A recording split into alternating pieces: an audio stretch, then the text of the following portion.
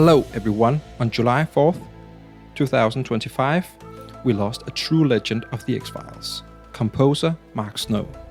He was the creative force behind the music for every single episode of the series, both feature films and of course the iconic theme. His contribution to the series and to television history is immeasurable.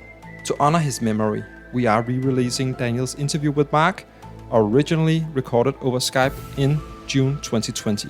Thank you for joining us in remembering this true artist. Rest in peace, Mark Snow, and thank you for the music. It will live on forever. The tunes are out there. Hi everyone, this is Mark Snow. I am the composer of the X-Files music, and you are listening to the Conspiracy Podcast. It's a freak show, Mulder. They're out to put an end to the X-Files, Scully. Mulder, the truth is out there.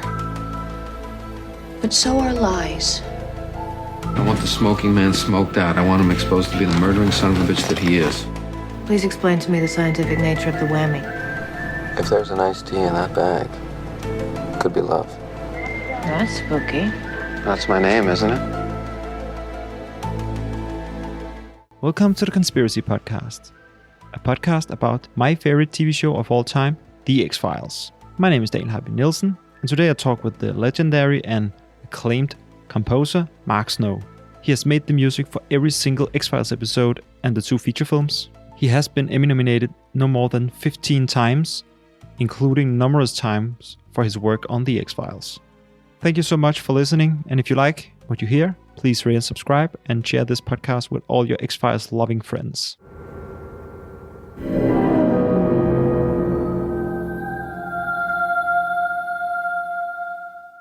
Thank you so much for taking some time to talk with me. Sure, my pleasure. You're not a musician or a composer, or are you? No, I'm not. I'm just a fan. Oh, okay, great. So you have to bear over with me. I absolutely will. You won't be any different from any of the directors I work for, so no problem.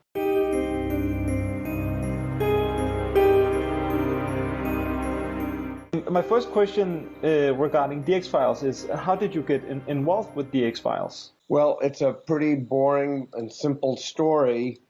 Somebody recommended me to Chris Carter, but other people recommended, other composers. And there were about 5 of us, and Chris, luckily for me, he didn't have a relative who was a composer or have a favorite composer or anything. And when he found out that I lived the closest to him of anyone, he said, "All right, I'll go with him." So that's how I got the project. And of course, you have probably told the story many times before, but can you tell me about how you created the iconic X-Files theme? Chris said, "We need a theme for the show." I said, "Yeah, of course." And he said, "Look, I'm going to send you some CDs of music I really like. And why don't you have a listen to it? There are some songs, some instrumental pieces, and you'll get to know what I'm into." And I said, "Okay." So I did that, and I wrote the first piece, and he came over and very respectfully said, "I understand what you're doing. That's good. It's just not quite, could you give it another go?" And I said, "Yeah, of course." So I did it again, and the same thing happened. And he wasn't, luckily for me, he wasn't losing, interest or patience. He knew I was trying to do something. Since he wasn't a musician, he couldn't tell me exactly what he wanted. So this happened one more time. And then I said to him, "Listen, why don't we just start from scratch? Why don't I, go off on my own, try something, or a couple of things, and I'll call you when I think I have something. He said, yeah, okay. I mean, he did say, look, I don't want any big, overproduced, lots of notes, big orchestra. I don't want that. I want it simple. I said, okay. So then I came up with a piece, a theme, and I was in my studio, which was in the back of my house, and the door was opened, and my wife heard it, and she said, boy, what the hell is that? That's interesting. And I said, well, I'm, working on this theme for this new pilot, this new project. And she said, well, that's interesting, because it's really not what you'd think. You'd think maybe it would be big bang crashing percussion and scary sounds. This is really interesting. I said, well, see what happens. So I called him up, I brought him over, and he very simply, with very little affect or emotion, just said, that's good. I like it. Let's go with that. And I said, okay. Now, both of us, we had no idea that the show was going to be such a big deal. And then he said, look, we have to play it for the studio executives. And I said, okay. So I made a recording of it. Actually, in those days, it was 1992 or 1 or 3, somewhere like that. And he said, okay, at 2 o'clock, I'll meet you at the studio, room number so-and-so. We'll go in together. It'll be fine. Don't worry about it. I said, okay. So I met him there, and before we went in, he got a call that he had to go to a writer's meeting or a casting call or something. And he looked at me and said, look, I got to go. Just take care of this. It'll be fine. Trust me. I said, oh, okay. Walk into the meeting. 3 guys in suits. Very nice. And they say, okay, what do you got? And so I pushed play, and the first guy says, well, that is, I'm just so, it makes Bill, and then he turned to his friend, and the second guy said basically the same thing. They were really terrified to say they liked it or didn't like it. Anyway, after the 3 of them heard it, they said, okay, well, I guess that's fine. Thank you. I didn't know what to make of that. So the show comes out, and about 3 months later, when the theme starts getting, recognized as something unique or different, I get a call from one of these guys, and he said, Mark, yeah, hi, this is Bill. Remember from the meeting with the 3 of us? I said, yeah, Mark, didn't we tell you how great this was? And I said, you sure did. Thank you so much. I would have been nothing without you, So anyway. I see. Show business. Yeah. Mm-hmm. And one particular thing about the theme is the whistling. Can you remember the conversations about putting that in the theme? Well, no. You mean the whistling? Yes. Yeah. No, that was there from the beginning. It's a it's a very simple piece. It's just sort of a 3-part piece. There's the melody, there's the piano with the triplet delay of da ba da da ba da da ba da da ba da, and then just a low pedal pad note. After I had the melody, I tried every instrument I could think of, and I had this sampler. And I kept scrolling through it, and this whistle sound popped up, and it's called Whistling Joe. And I said, well, let's try that. And that's what it was. Nobody said anything about the whistle. No one said, oh, try a violin or anything. That was, obviously kind of the main sound playing the theme. So that was good from the get-go, you know. I always get the chills when I watch an episode and the theme starts. It's so great. Well, thank you. I mean, one other thing, Chris Carter said, you know, like the Twilight Zone, that's pretty simple. Dun, dun, dun, dun, dun, dun, dun, dun. I said, well, okay. And then when some other people at the studio said, well, how's the theme going? And he said, well, I've got my Twilight Zone. You know, I said, okay, great. Nice. And the theme has become a huge part of popular culture now. What is the most unexpected place that you have heard the theme? There have been so many different versions of it, a punk version, actually a country version, a classical, more of a classical version, all kinds of versions. But I suppose, you know, going to a grocery store one day, and there it was, and I'm thinking, what the hell is this? I was with someone, and they had this theme as a ringtone on their cell phone.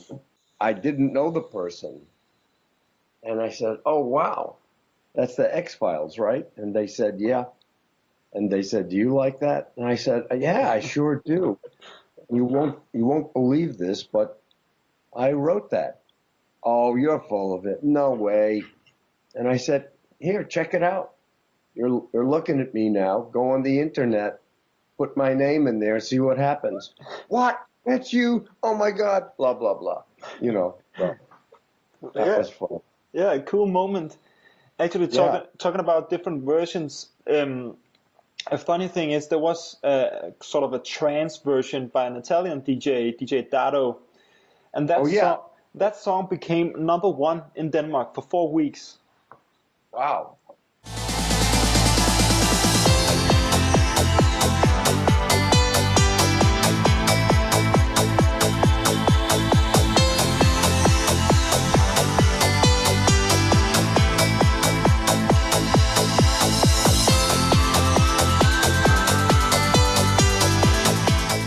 Wow, I thought I knew it was, I have a feeling I didn't get any, you know, credit for that because this guy had a reputation of not putting his name as the writer on it.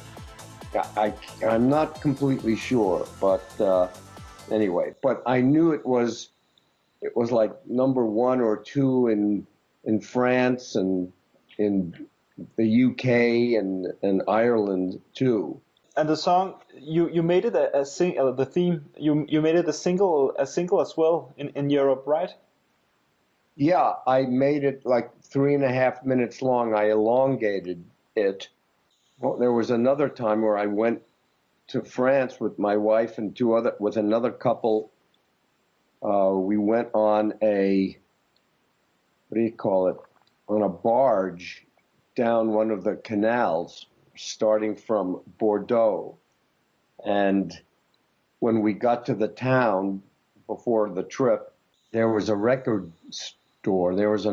That's another fun moment. Walk in the record store and there it is for sale because it was a hit single, you know. And I did not look like the guy who wrote that, you know. I think they thought it would be someone who looks more like, I don't know, just to make up something, David Bowie or someone like that, you know. Anyway, and I told them, same thing, you know, this is me. And they said, oh, no, it's not, you know, get out of here. And I did the cell phone internet thing. There was also this, the album. What was your involvement with that album? I believe that's the first one, right? Yeah, I think so. Yeah. Okay, so that's a good question because, you know, someone's, you know, let's I forget what the record label was, but I don't think it was a big major record label. The music editor who worked with me had the idea of putting some of the dialogue on with some of the music, which actually turned out to be a bad idea because the dialogue was getting in the way of the music, and it was a music CD. It wasn't a book, Kindle thing or a Audible, recitation.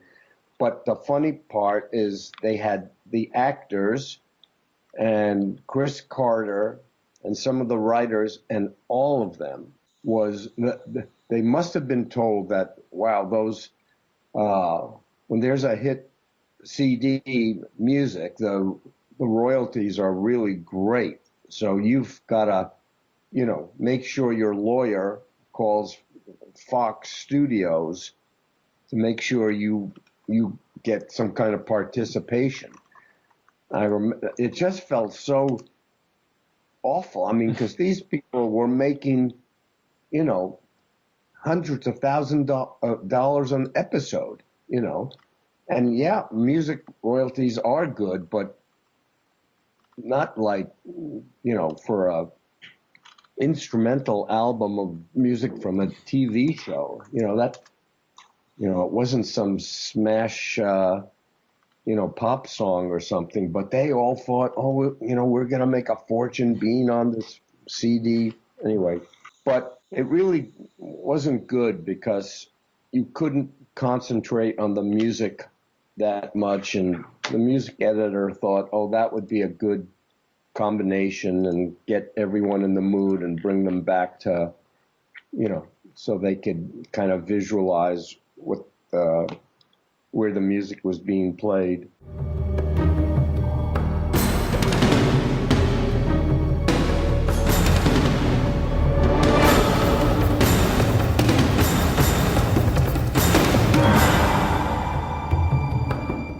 Can you remember scoring the pilot the first time you saw the pilot? Yes, I thought it was interesting, but in no way, shape, or form did I think that it was going to turn into one of the biggest TV shows ever. In fact, I was getting frustrated with, I forget exactly what, but I called my agent to say, hey, can you get me off this thing? This is no good, because what they wanted from me was just have kind of sound effect, ambient music going in the show, in the pilot constantly. And I thought, that's going to be boring. And, and they didn't want any melody, or anything melodic. So I did that, and, the rest of the story. But that was so they actually, they put in some temp music, where they put music in before I wrote anything to, give me an idea what they're looking for. So I basically copied that approach. And then as the weeks and months went forward, it was really getting to be very boring. And I started to throw in some really crazy harmonic melodies and, give it a little more, uniqueness or character than just the sustained quality. As you said, you at that point with the pilot and stuff, you didn't thought that this would be a hit show. Can you remember at what point you realized this is really a big show now? Well, that's a good question. Actually, it seemed like, from what I remember, it was the music that was getting the most attention right away. I was getting, as soon as like in the first 2 weeks or something, I was getting calls. My agent said, what's going on here? Everyone's going crazy about that theme you wrote. And I said, oh, wow, okay, great. And then I was hoping, well, that's nice, but I hope the show, everyone starts loving the show too, because I don't remember too many shows where everyone loves the music at the, when the show starts off, and that turns the show into a big hit, but when I wrote that, and my wife said, "Boy, that's interesting," and Chris Carter says, "Yeah, good, I like it." Very unemotional, not jumping up and down like, "Wow, holy mackerel, this is the great," I kind of, just kind of forgot about it and on to another project, and then it started, this tsunami, this tidal wave started in, and I'm thinking, wow, what the hell is going on here? This simple little piece, it's just the simplest of simple, and yet it seemed to have, because I didn't, myself, I didn't know if it was that great or interesting, I didn't think to myself, wow, I just created one of the great TV things ever, but it all worked out. Indeed, it did, and you also ended up getting an Emmy nomination for the main title theme. That's right, yeah. And actually, I got an Emmy nomination for every single year of the show. Why I didn't win, I don't know, but that's okay, because it didn't mean I didn't get, fired because I didn't win. You can only get nominated once for a theme of a TV show, but you can get nominated for, episodes for the season.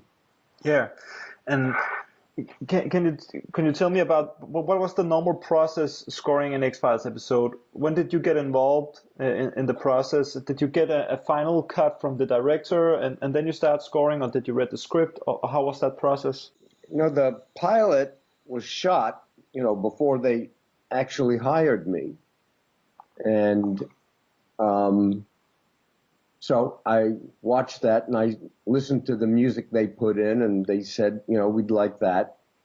And there was really no other discussion. There was actually, there was nothing. They just said, here's the music we like, now go do it. Okay. They didn't say, when this character comes here, we need a theme for him, and this happens, we need it to be very rhythmic, and this part we need it to be tense, and here's a kind of melancholy moment.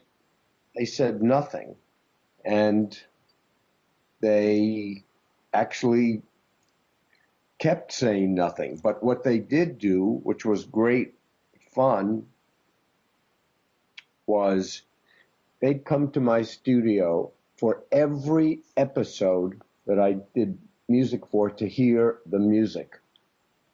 And let's see, 9 years plus 16 extra episodes plus 2 movies, they were there for all of it.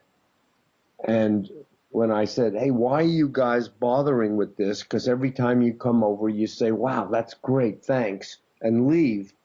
And they would say, well, look, we're just so bored, hanging out at the studio. The idea of coming and listening to the music is great fun. Every once in a while they'd say, oh, could you, when the monster jumps out of the closet, can you hit that harder? Or when this happens, it's a little too loud, but just minor things, no big deal, And for me, it was great fun because I'm behind the camera, so to have some people come over, 2 or 3 people come over and listen, that, puts people in my private man cave. And later on in the series, a couple of seasons in, what was your process when you got an episode? Did you watch it and started composing in your head? And how did you do that? Well, when I got an episode, it was I was downloading a video of it on the internet and put it in my with my equipment and musical instrument sampling stuff, and I would just kind of peruse it. I wouldn't, just sit there and watch the whole thing, but I would go, just go around, see what happens here, move, fast forward, let's see about this. And then I just start sort of improvising with it until I came up with something that, was a little more solid that I could add on to and, take a germ of an idea and flesh it out more and just keep going over and over again for the piece, then on to the next one, and so forth and so on. But there was so much music in each episode that there would be like 8-minute pieces.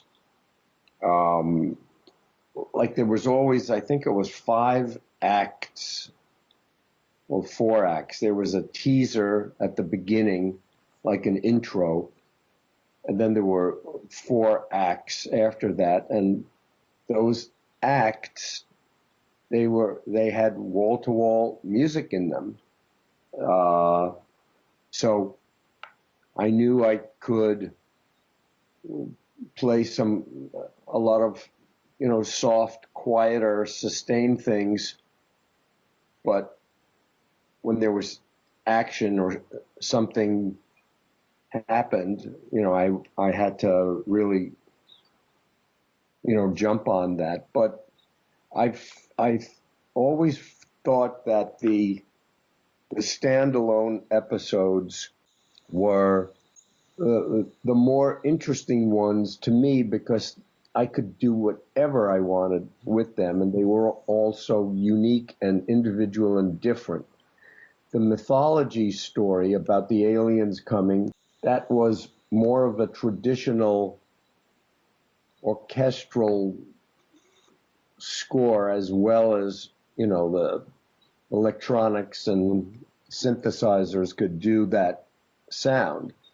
But I would try everything for the standalone episodes, all kinds of sounds, and that's why, to me, it was like doing a wonderful movie every week.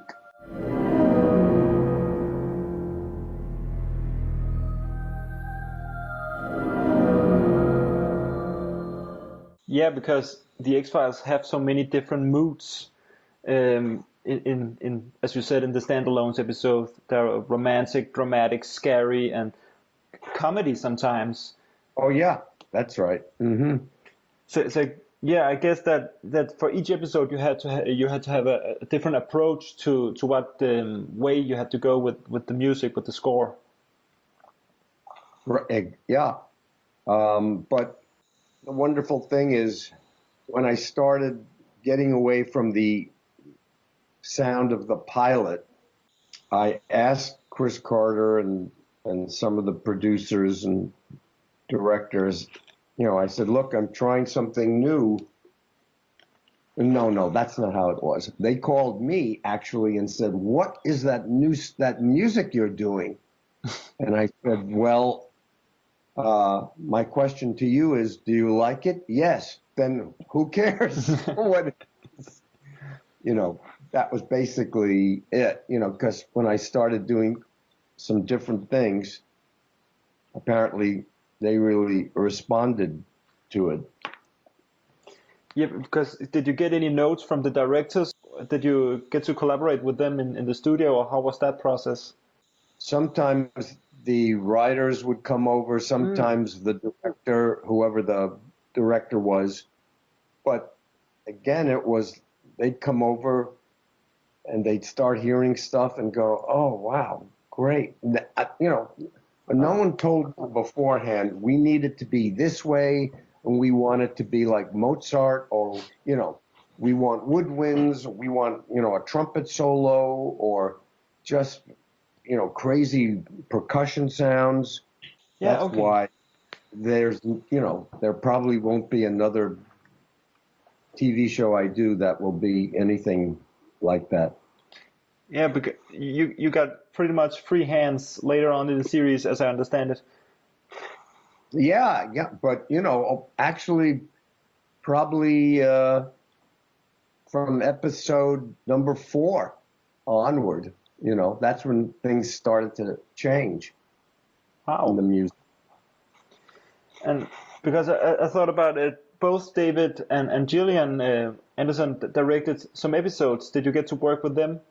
Yeah, that was fun because I don't know who called who, but like with David, he might have called me and said, well, I'm directing this one. And I said, okay, great.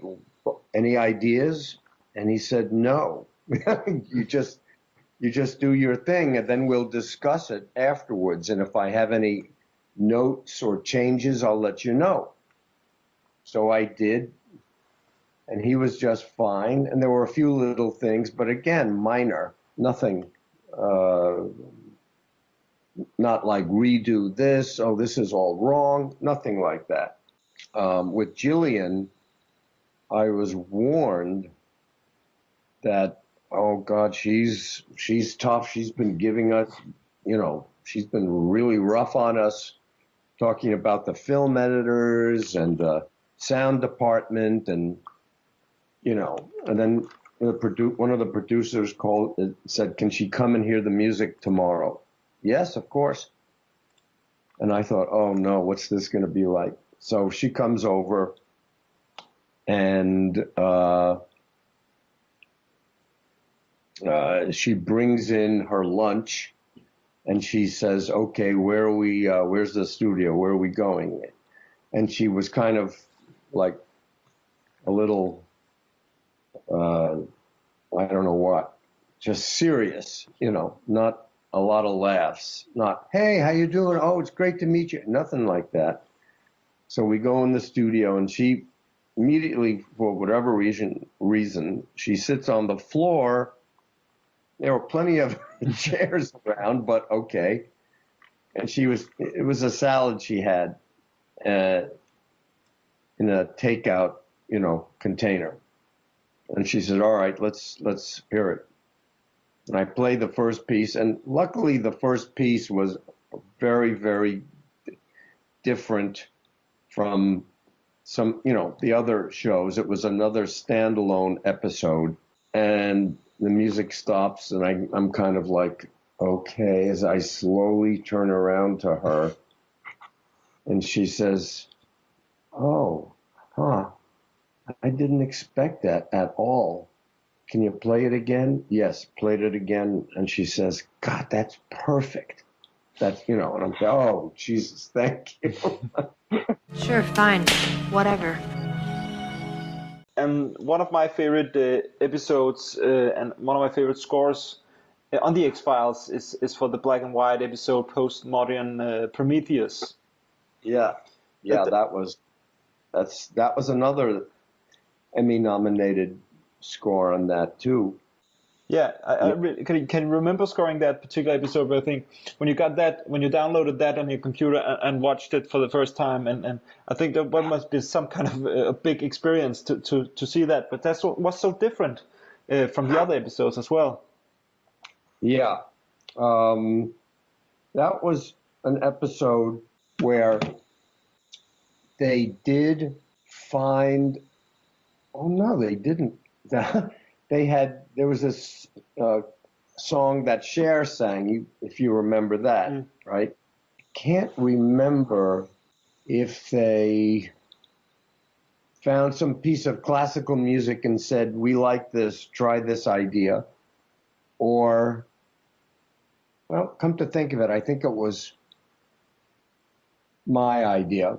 There's a famous classical piece called The Carnival of the Animals by a French composer who's been dead for quite a while, called Camille Saint-Saëns. There was this kind of wonderfully, almost childlike, with a little kind of Harry Potter feel to it, with bells and keyboards that that played this theme that I kept using, and it was really not your typical X-File sound.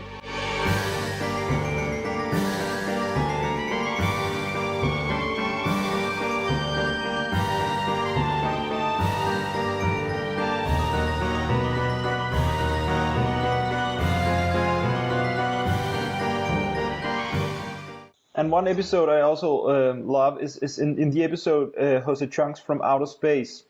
When the episode ends with only the whistling sound from the X-Files theme in the end, it really complements the theme in the episode.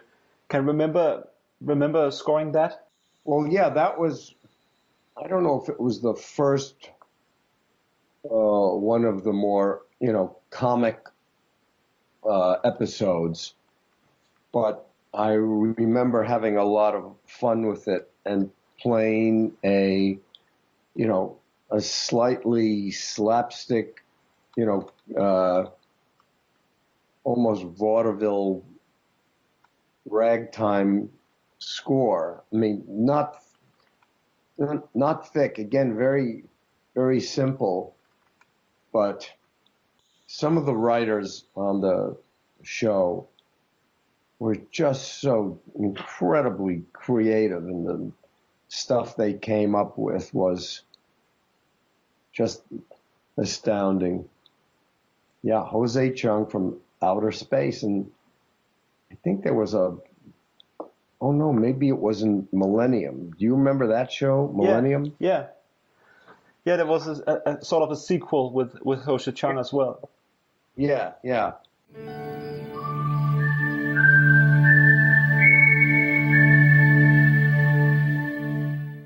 Of course, you also made the score for the movies. How was that approach or process different from scoring the episodes?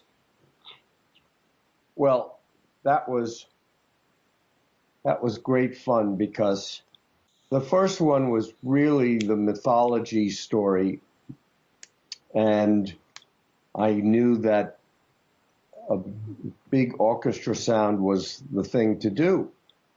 But I had to do a mock-up of it on my home studio, where I wrote the music, and they came over and listened to it and made comments on it, and I made my changes. Then I gave the music to the copyists, and they wrote it out for the orchestra, the players. And I remember Chris Carter coming in, and we recorded it at the Fox Studios music scoring stage, and he was just, then he did get excited, because he never thought he'd have a 80-piece orchestra playing music for the X-Files. That was, a wonderful contrast, to just doing it electronically at home and having them come over, but they could, walk right into the scoring stage, because they're all on the, the Fox lot there. It was really great, because I conducted the orchestra, and it was great just being with, live musicians for a change.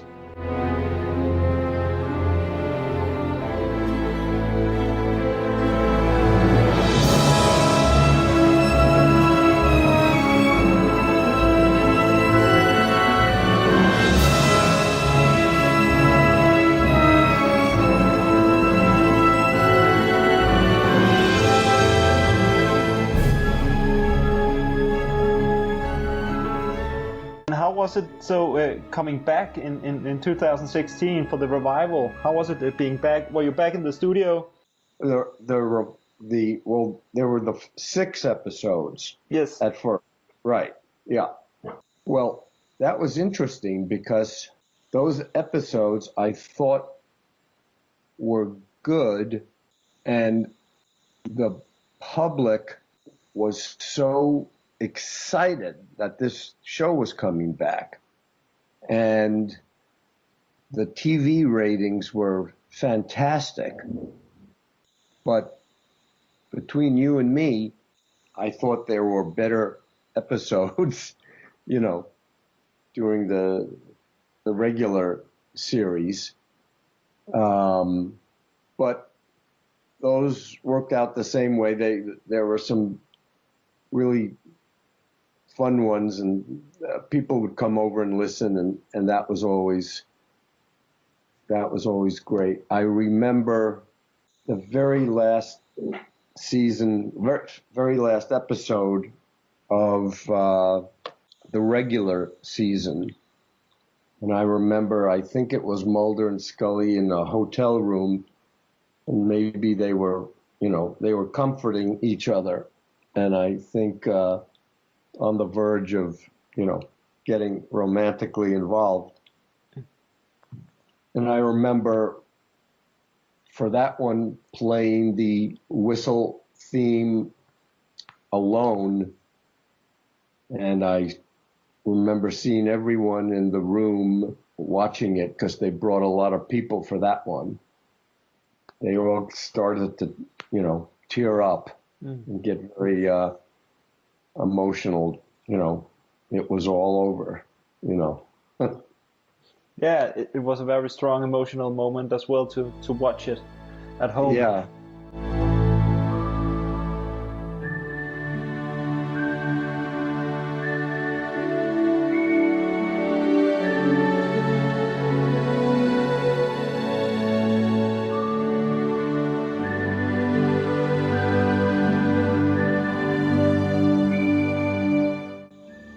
Do you have any particular themes from the show that are special, that feel special to you, or particularly memorable? A lot. Too many, I think. There was one about like Scully's song where I used a live vocalist, and it was very, ethereal and almost biblical, kind of like a sad classical piece by Bach or Beethoven, religious sounding. And I would use a solo trumpet as well at times playing that theme.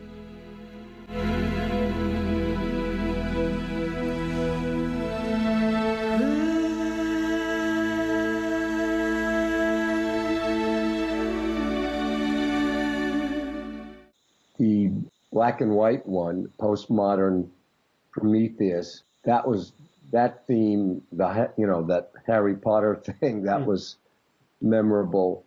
A lot of the other shows, there wasn't so much a theme, more of a texture or a sound or a few notes of something, which I really had so much fun, inventing.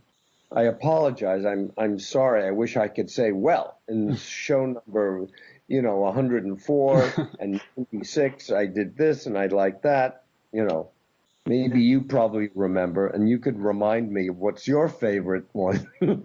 One of my favorites is one of them. Is the Scully theme, as you mentioned? It's one of my favorites as well. That's the one I also thought about, and in the episode, I think you were Emmy nominated for that as well. Paper Hearts, with this horrible story about a man kidnapping children. That was also one of the scores that I really was very touched by. I'm so sorry that I can't remember specifically what that was. I certainly remember the episode. I think that there's that tall, skinny actor. I think his name was Tom Noonan, something like that. Yeah. God, some of those guest actors were always just amazing.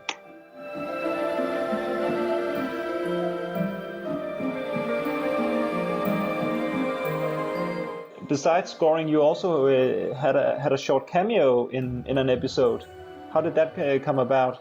That was directed by the late, great Kim Manners. You know that name, I'm sure, now. He said, it's about time you show up on in the show in the little part. And I said, okay, great. And I was kind of excited about it until I did it. And, they said, okay, you have to drive out, an hour and a half to where the location is, be there at 11 o'clock at night for the rehearsal, okay? And then the costume, okay, which was just a doctor, a white lab coat. And then there's dinner, at 1 a.m. Okay, and now we'll start. And I just stood there. I didn't say anything. I was in a group of them. And then they said, okay, cut. And then they reset the cameras and the lights. All right, do it again and again. It was 6 o'clock in the morning when my part was over and I left. And I thought, I never want to do this again. No thanks. Because what I do, I'm in my studio. I have all the comforts of home. That was one time when I thought, God, the actors get a lot of money for doing what they do, and they earn it. Sometimes what they get paid is so outrageous, but they definitely work hard. Kind of a big question here in the end is there one thing that you're the most proudest of when it comes to your work on the X-Files? Is there something that you are really proud of? Well, I think there are a few things, but one thing that comes to mind is that I did every single episode, including the 2 movies and including the reboots. And that took incredible discipline because I was married and I happily still am. And my kids were living at home at the time. And, I was always late for dinner and, birthdays and Christmas time. I was always working, but I hung in there with it, and I just thought for me it was the most absolutely creative musical moment I ever had, and I'm sure ever will have, where everyone just gave me complete free rein to do whatever I thought would work. And it always was responded to really well.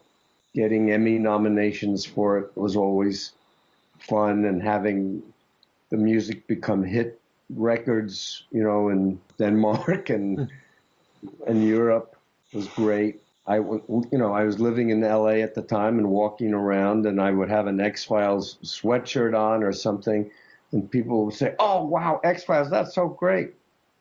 And they'd say, "Well, do you have anything to do with this show?" And I said, "Yes, I wrote the music." "Oh, wow, really? Oh, let me take you out to dinner and let me introduce you to my girlfriend." And hold on. When I wasn't wearing an X-Files shirt, I'd walk down the street and I just blend in, because no one knows what I look like, David or Jillian or anything like that. It was fun sneaking around and knowing that, hey, haha, I'm the X-Files guy with the music. 9 seasons and 2 more seasons and 2 films, as you said, that's really a big achievement. And as I said, I'm really, really a big fan of your work. And as you said, the comedy, the music always works with that. I've been touched a lot by some of your scores and stuff. So thank you so much for making that possible, that music. Well, that's very, very flattering of you. I really, really appreciate it. I don't, people like you, I never take them, I always regard you people in a very respectful, serious way, because without you, I'm nothing.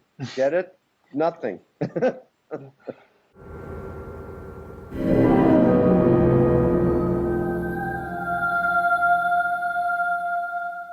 Thank you so much for listening to this interview. If you like what you heard, please rate and subscribe.